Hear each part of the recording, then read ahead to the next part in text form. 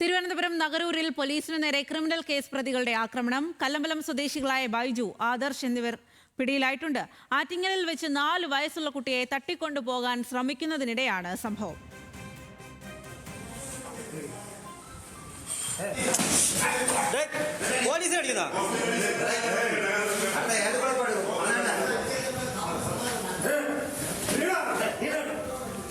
Hans John ആണ് വിവരങ്ങളുമായി ചേരുന്നത്. ഹാൻസ്, വളരെ ഗുരുതരമായിട്ടുള്ള സംഭവമാണ്. എന്താണ് ഇക്കാര്യത്തിൽ പോലീസ് പറയുന്നത്?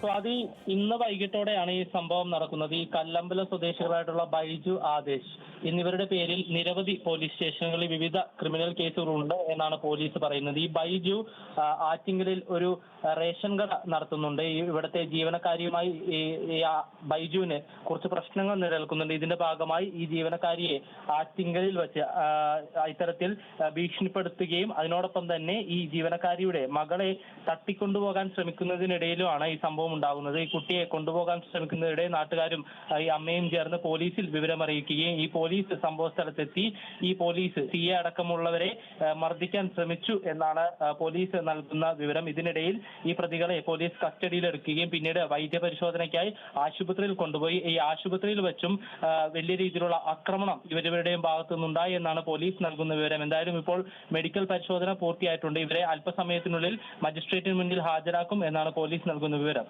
സ്വാതി. ശരി ഹാൻസ്.